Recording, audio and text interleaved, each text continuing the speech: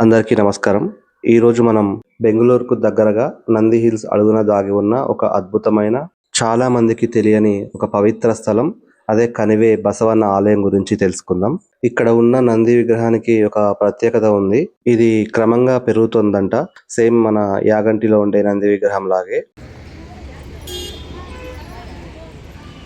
ఇది బెంగుళూరు నుంచి 60 కిలోమీటర్లు, నంది హిల్స్ నుంచి కేవలం 5 కిలోమీటర్ల డిస్టెన్స్‌లో ఉంటుంది.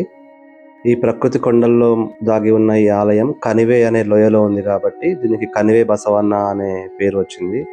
ఇక్కడ నంది స్వయంభుగా వెలిసింది, ఎవరు చెక్కినది కాదు. ఒకే రాయిలో సహజంగా ఏర్పడినదని స్థానికులు చెబుతున్నారు. ఇక్కడ ఇతర దేవతా ఆలయాలు కూడా ఉన్నాయి. గణపతి, మల్లికార్జున స్వామి, భ్రమరాంబికాదేవి, సుబ్రహ్మణ్య స్వామి ఆలయాలు. ఇక్కడి అత్యంత ప్రత్యేకత ఏమిటంటే ఈ విగ్రహం క్రమంగా పెరుగుతుందంట. ఇక్కడ పాతకాలపు పెద్దలు చెప్పినట్టు మొదట ఈ విగ్రహం ఎత్తులో పెరిగిందంట, ఇప్పుడు వెడల్పులో పెరుగుతుందని చెబుతున్నారు. ఈ కథ విన్న వెంటనే మనకు గుర్తొచ్చేది ఆంధ్రప్రదేశ్లోని ప్రసిద్ధ యాగంటి ఆలయం. కాకపోతే అక్కడ ఏంటంటే మనకు ఈ నంది విగ్రహం పెరుగుతుందని సైంటిఫిక్ ప్రూఫ్ ఉంది ఫ్రమ్ ఆర్కియాలజీ డిపార్ట్మెంట్. ఇక్కడ ఇది భక్తుల నమ్మకం మాత్రమే. ఈ కనివే బసవన ఆలయం గురించి శ్రీ పోతులూరి వీరబ్రహ్మేంద్ర స్వామి కాలజ్ఞానంలో కూడా రాశారండి. అదేంటంటే ఈ కనివే బసవన లేచి రంకెలేసినప్పుడు, అలాగే ఈ విగ్రహం దగ్గర ఉండే కోడికి ప్రాణముచ్చి కూసినప్పుడు ఈ కలియుగం అంతమైపోతుందని అందులో రాశారు.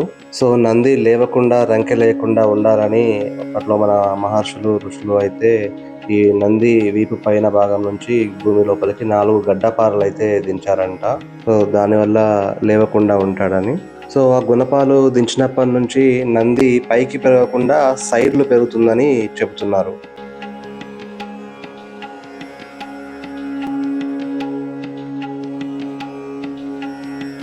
ఒకవేళ మీరు నంది హిల్స్ ట్రిప్ ప్లాన్ చేసినట్టయితే ఈ కనివే బసవన్న ఆలయాన్ని సందర్శించడం మాత్రం మర్చిపోకండి. ఇంతటి చరిత్ర కలిగిన ఆలయాలను తప్పకుండా సందర్శించాలి. మీకు ఈ వీడియో నచ్చినట్టయితే ఈ వీడియోని లైక్ కొట్టి ఛానల్ని సబ్స్క్రైబ్ చేసుకోండి. Thank you.